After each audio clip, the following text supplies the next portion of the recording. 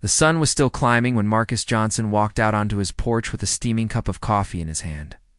His ranch stretched wide in front of him, acres of rolling grass broken up by wooden posts and barbed wire. The land had once belonged to his grandfather, who had bought it after serving in World War II, a time when black veterans rarely had the chance to own property in Texas. For Marcus, keeping this ranch alive wasn't just about cattle or crops, it was about legacy. About carrying forward a story his family had written with sweat and calloused hands. Marcus loved this place. But over the past year, peace had been harder to find. A newly formed homeowners association had been trying to pull its strings tighter around everyone in the county. The HOA board was made up mostly of newcomers who had moved from nearby cities into freshly built subdivisions. They came with big houses, shiny cars, and ideas about neighborhood standards. What they didn't understand was that Marcus's ranch wasn't part of their subdivision. His land was older, separate, and free. Still, the HOA hated that. It started with small complaints letters slipped into his mailbox saying his barn roof looked unsightly, even though it had stood strong for decades. Then came notes about unmaintained vegetation, though Marcus knew every inch of his grass and which patches the cattle grazed best on. Finally, the HOA tried to insist that his ranch was subject to their rules. Marcus had laughed at first. He knew the property laws better than most of them did. His deed was clear. His land was his own, but the HOA didn't give up. One Friday evening, Marcus came back from town to find something that stopped him in his tracks. A tall silver chain-link fence now wrapped around the road leading to his ranch. At the end of the road stood a gate, locked tight with a brand-new padlock. A sign hung across the bars.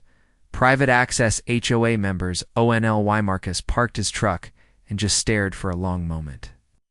The road he had used all his life, the road his father and grandfather had driven their tractors down, was now blocked off. He felt a weight settle in his chest, not just anger, but a familiar heaviness. He knew what this was. They weren't just putting up a fence. They were trying to box him out, to remind him of where they thought he didn't belong. He took a deep breath, clenched his jaw, and muttered, "Not today." That night, Marcus sat at his kitchen table with papers spread out. The deed, the old maps, the county records, all of it was proof. His land had legal right-of-way through that road. No HOA had the power to block him. But he also knew fighting them through complaints and letters would take months, maybe years. They had money, lawyers, and time. He needed another way. Over the next week, Marcus drove around the edge of his property, studying the new fence the HOA had put up. And it didn't just cut off the road. It cut him off from access to the main highway, the easiest route to town. The only gate with a lock sat on a small strip of land that didn't belong to him. It had always been privately owned, but the owner had lived out of state and rarely cared about it. That little strip was the weak spot, the one piece of ground everything depended on. Marcus started digging into county land records again, this time with sharper focus. And then he saw it one page that made his pulse race. The small strip of land with the gate was up for sale. It wasn't listed online yet. But the notice in the courthouse was clear. The owner had finally decided to get rid of it, probably thinking, no one would ever want such a small, odd-shaped lot. To the HOA, it was just a piece of paper. To Marcus, it was the key literally. Whoever owned that strip owned the gate for the first time in days. Marcus smiled. When the auction came, Marcus showed up early, wearing his cleanest boots and a pressed shirt. The room was filled mostly with real estate agents and developers, people looking for bigger parcels.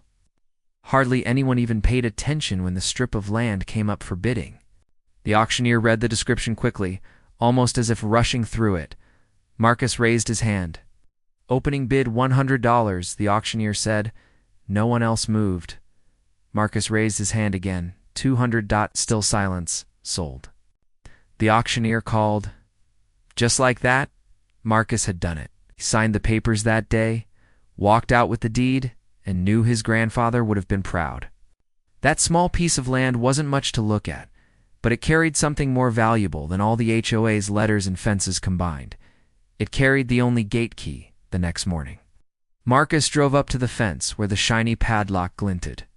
In the sun, got out of his truck, papers in his hand, and waited. Soon enough, a couple of HOA board members pulled up in their SUVs, frowning the moment they saw him. "You can't be here," one of them snapped. "This road is private property." Marcus held up the deed with a calm smile.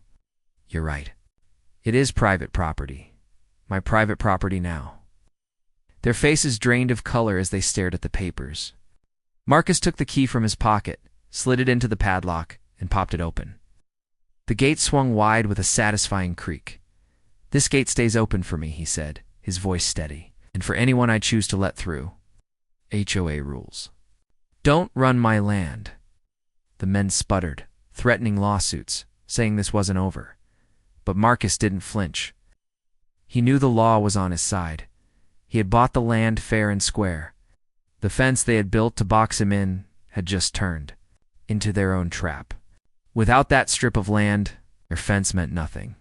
Marcus climbed back into his truck and drove slowly through the open gate, the rumble of his engine carrying a message louder than words.